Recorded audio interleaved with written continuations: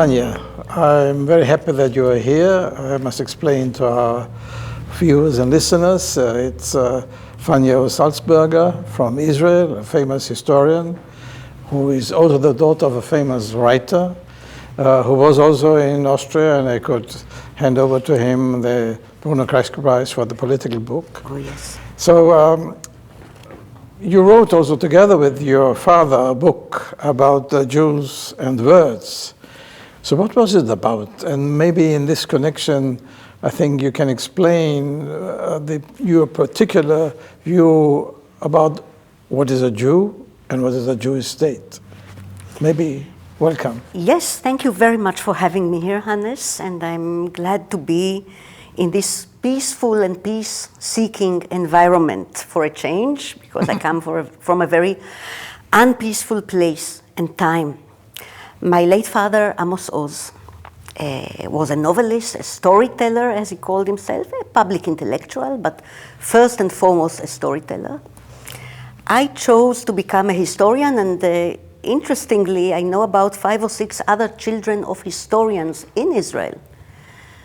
5 or 6 other children of novelists in Israel, of writers, who became historians. Maybe we thought that the hard facts are a more comfortable area of intellectual activity, but of course history is much more complicated than telling the hard facts. Interpretations are almost like storytelling. So I'm back on the square of needing to create a narrative that would suit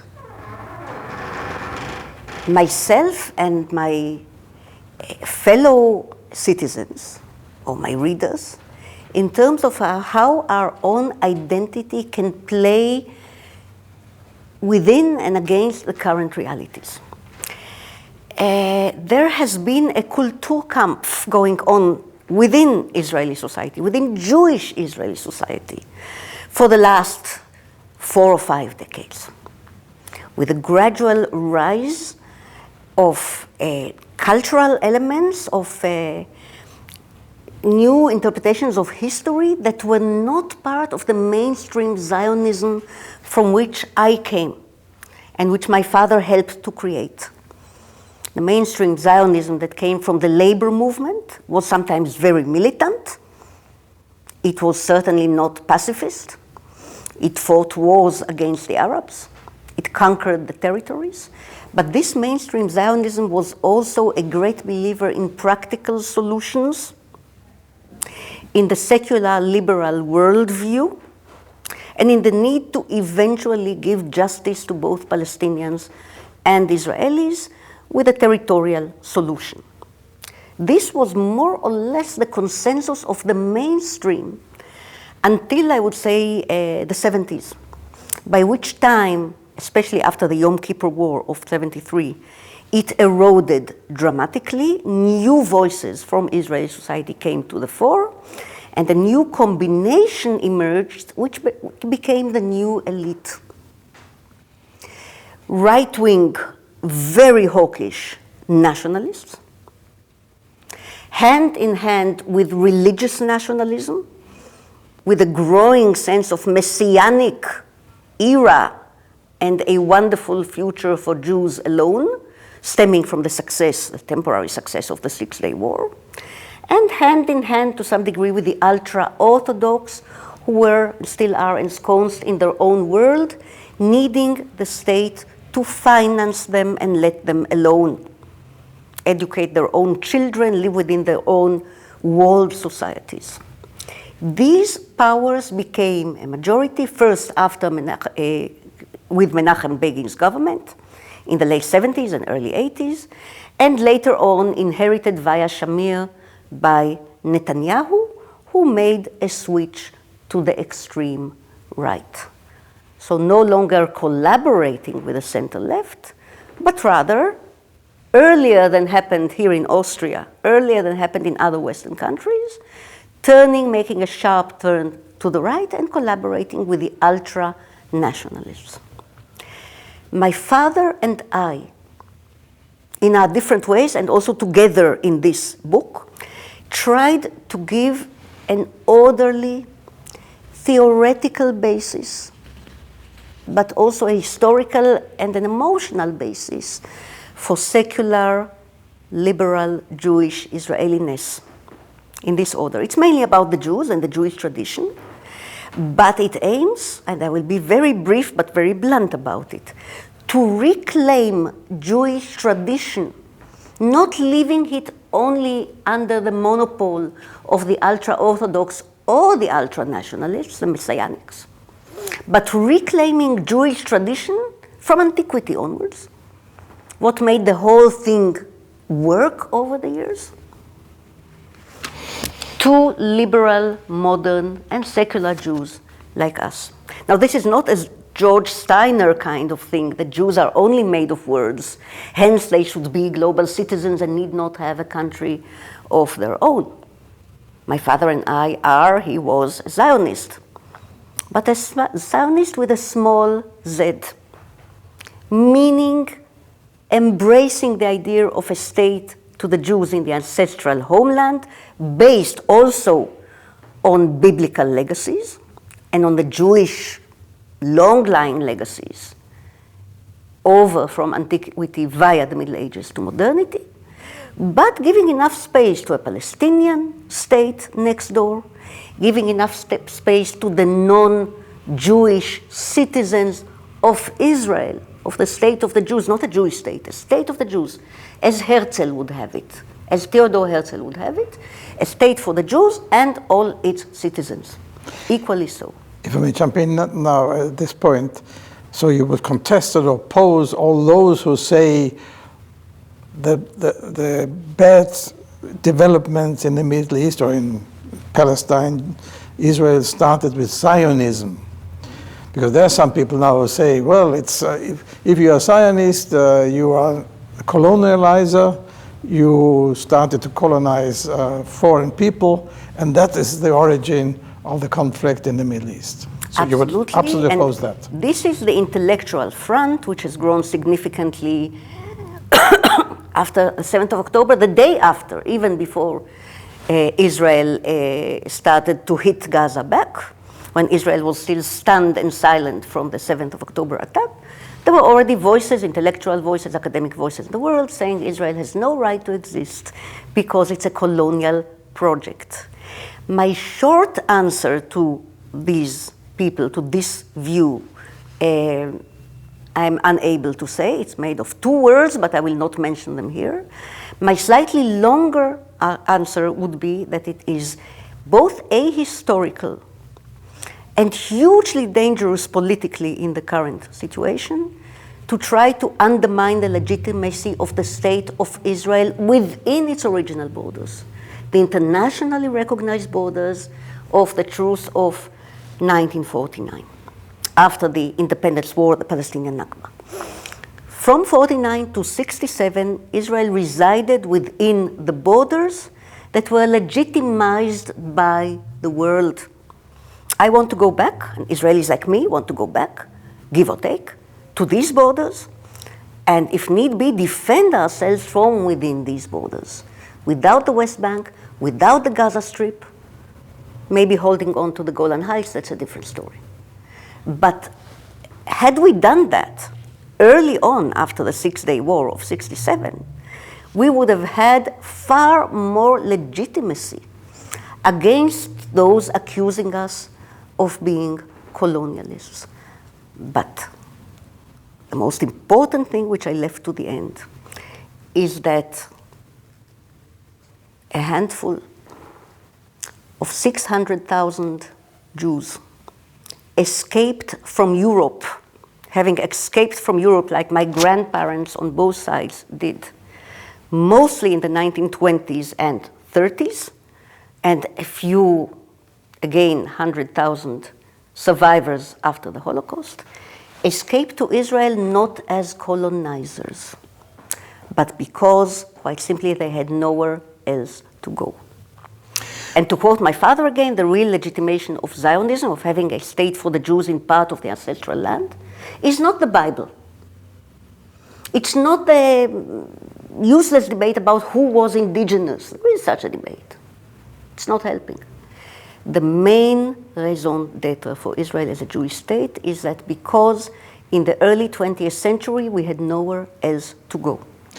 What happened that many people, it depends how many you count, especially also on the intellectual field, could not separate the right of existence of Israel, in whatever boundaries, and actions by Israeli government, by settlers who are, in a way, justifying colonial acts.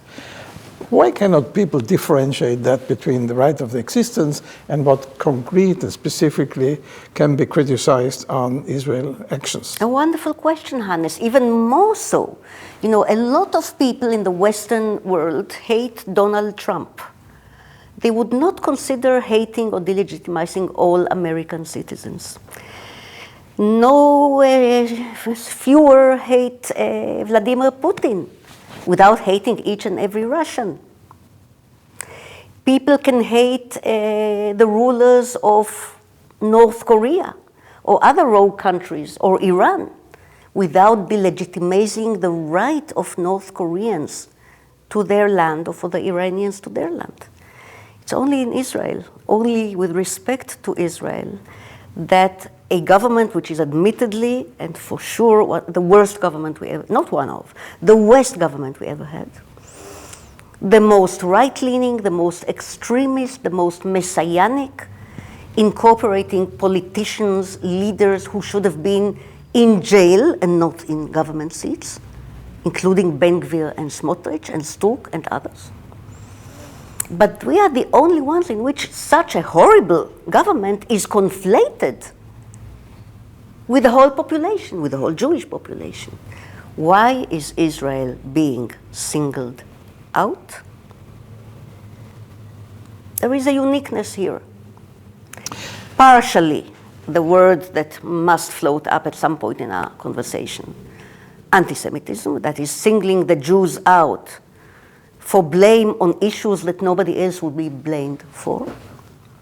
But part of it is the uniqueness of the case and the similarities of the rise of the State of Israel to colonial processes. So some people are innocently misled into this highly dangerous and unproductive opinion of claiming Israelis have no right to Israel because they colonized it.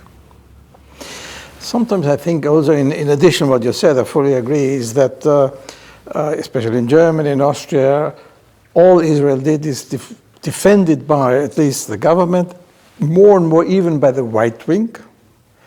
So that in that sense, the right wing moved from anti-Semitism to, I wouldn't say philo-Semitism, but for the defense of a right-wing government.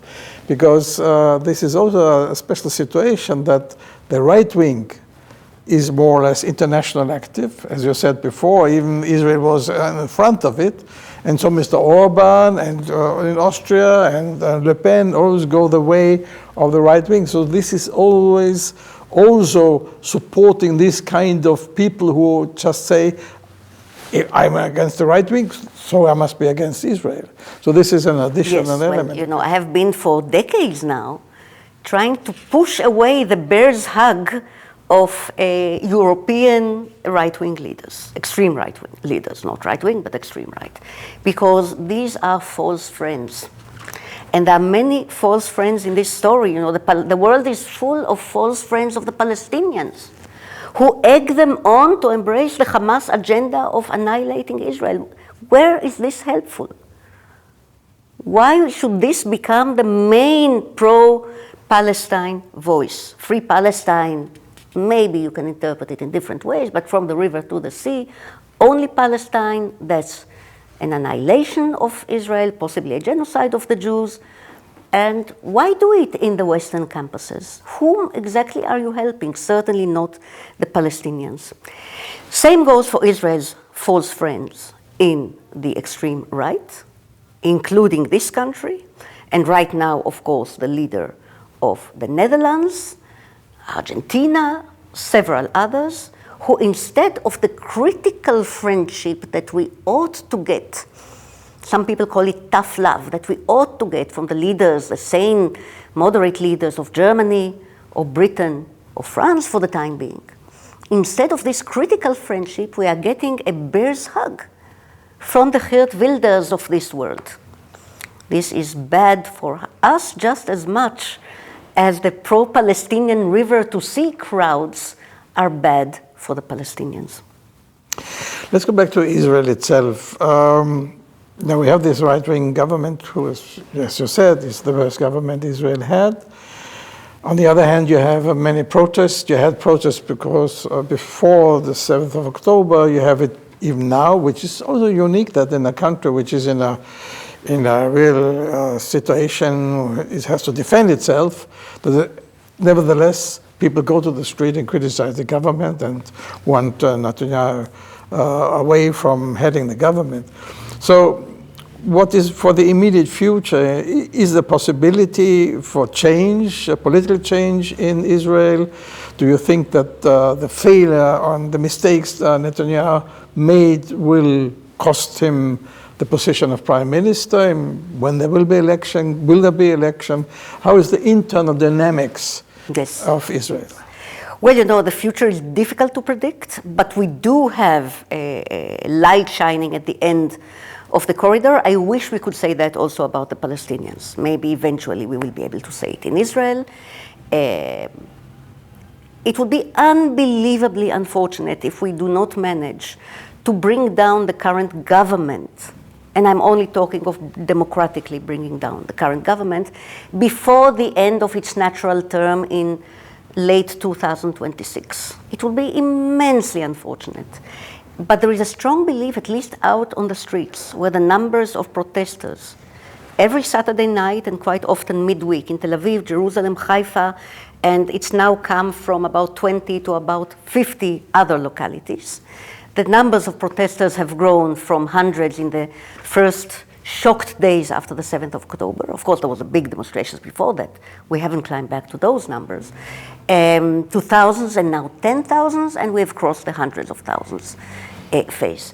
So we are climbing up to the pre-7th of October numbers. And I want to remind our viewers and listeners that from January 23, this new government led by Netanyahu and the extremists has cast an attack, a very well-planned, well-conceived attack on the judiciary system in Israel, trying to change by legislation the balance of the separation of powers, indeed to abolish the separation of powers, and have the Knesset, which is only a blind arm of the government these days, with the majority that Netanyahu has, and all of them are completely obedient, to make the Knesset into the arbitrator of cases which the Supreme Court ought to arbitrate. Now this, what we call, they call it the judicial reform, we call it the judicial or the political coup d'etat, because it is a coup d'etat against the Supreme Court and the independence of the judiciary, was not meant to stop there. It was meant later to implement legislation that couldn't have been done had the Supreme Court been able, or the General Comptroller or the Attorney General been able to intervene. That is, legislations that abolishes the equality of rights of Arab citizens within Israel and the remaining human rights of Palestinians in the West Bank, with a messianic, and when I say messianic horizon, I mean divine assistance in taking over the biblical land of Israel by a Judaism, a Judaic society, which I would not recognize anymore because it would be orthodox, halachic, according to the halakha, and quite equivalent to extreme Islamism and Sharia laws. This was the ultimate goal of the onslaught. That's what we were demonstrating for successfully. We were on the verge of success and maybe of ousting this government when the 7th of October came. 7th of October, some people say it's the end of any kind of peaceful solution in the Middle East. Is it the end, or is it the beginning of a new process, Yes. difficult as it may be? Well, first of all, I will just complete the answering your previous question by saying that yes, there is a chance, good chance, for new elections in Israel. Maybe the Knesset will disassemble shortly because of an inner strife within the right wing, they against the ultra-Orthodox, the question of recruitment to the army of the ultra-Orthodox. This may kill off the current Knesset, and good riddance too, and we could have an election and get some kind of a center-left government, a moderate or a moderate center government into being. So that would be the first step from the Israeli viewpoint, from the Israeli perspective, to recovery. We need recovery because we are badly injured as a democracy, we are badly injured as a society, we are badly injured as a state. As are the Palestinians, of course, but I can't speak for them. So we have a horizon, immediate horizon, in ousting the current government and putting together a government which will be center-left to center-right. It would not be easy to feed the public in this coming election campaign with the words peace, or Palestinian state, or even a two-state solution. It will be very difficult to do so. But of course, to talk of a one-state solution is a non-starter.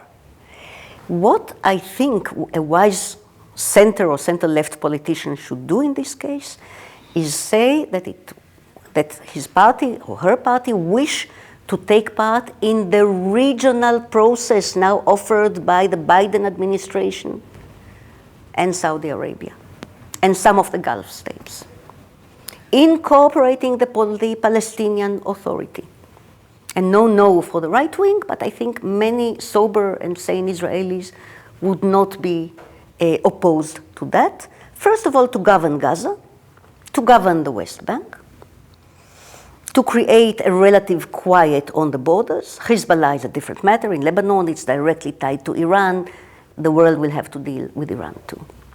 Second thing we need is not from within, but from the international community, yourself included. We need a very strong hands-on approach from the international community, much more than there was during the Oslo process, much more than there was during the previous rounds in Gaza or in Lebanon. And the international community will have to make Israelis and Palestinians understand that it's putting its foot down. First, by a new solution for governing Gaza and the West Bank, hopefully via the Palestinian Authority, the Fatah, the PLO, if you like, but moderated, balanced out, and if needed, partially demilitarized. In Gaza, there would have to be a demilitarization, collecting those weapons and rockets, but under Arab governance, be it Saudi to begin with, even with soldiers on the ground, or the PA collaborating with the Gulf states. We have to see about that. This is the first baby step. After some months of peace and quiet and recovery, as I said, the moderate Israelis would be able to think about the next step, sitting down to the table to a territorial agreement. The word peace, Hannes, although this is an institute for peace studies and actions, the word peace may have to wait a little. Even I, as a Zionist, Israeli, lefty, peacenik, my middle name, need a little time before I can talk about peace with the Gazans, even those not in uniform, those who cheered on as the massacre was taking place. I'm sorry, we need time. Do you have any contacts on the Palestinian side with the intellectual, like you are, or people who are thinking more towards, let's say, peace, or let's say non-war, or let's say towards moderation, towards living together? I mean, if we look to Israel as such, you have the debate between different Jewish representatives, and you also have more or less no conflict, no big conflict with the people from Palestinians in Israel. Many fear that now will be some sort of civil war in Israel, which is not taking place. Could that be a good example to show, look, even if the rights are not always equal between Jews and Palestinians in Israel. They can live together and they can have peace, or at least non-war, non-conflict. Is there growing some hope out of the situation in Israel itself between Jews and Palestinians? Yes, well, thank you for the question. It's of course very important to stress, and I do it all the time because so many people don't know, that Israel's citizenry of just over 10 million people, so there are more Israelis than Austrians these days, comprises of, among others, nearly 2 million Arab citizens. And by Arab, I mean Druze, the Druze minority, Muslims, and Christians, who have their own internal issues as well. You know, this is not a, perhaps unfortunately, this is not a unified minority group.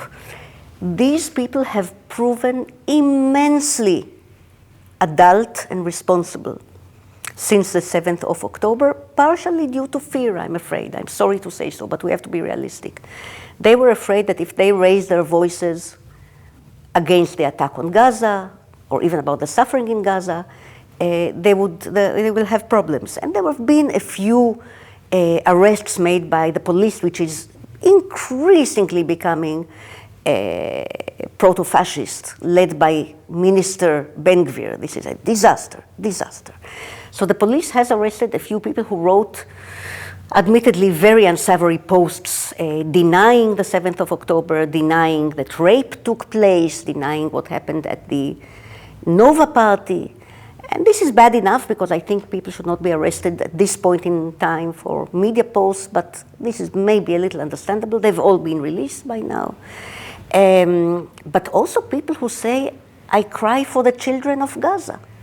Now, I, as a Jew, can say I cry for the children of Gaza. And if anything, my friends would say, oh, Fania, you should cry for our children first. But that's the long and the short of it.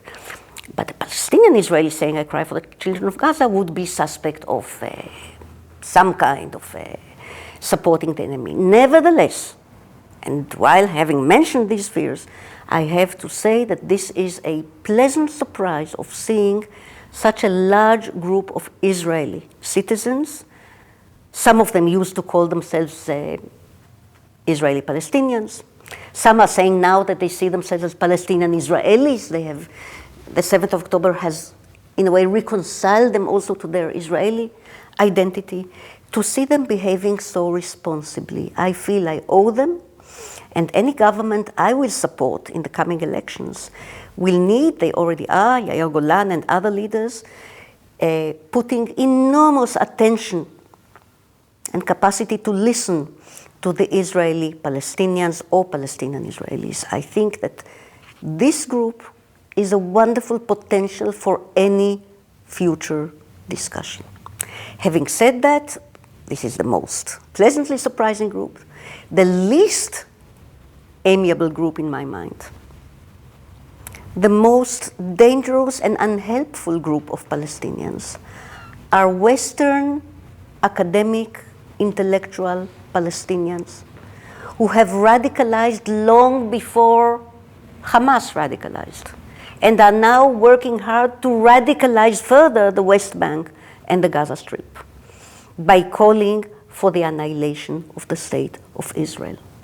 I'm still looking, and there are a few wonderful people out there, but not yet a group, looking for a group of Palestinians in the diaspora, maybe in the West Bank and the diaspora, who would be able to reach out, or for us to reach out to them and say, we are moderates on both sides, let's sit together and plan the future.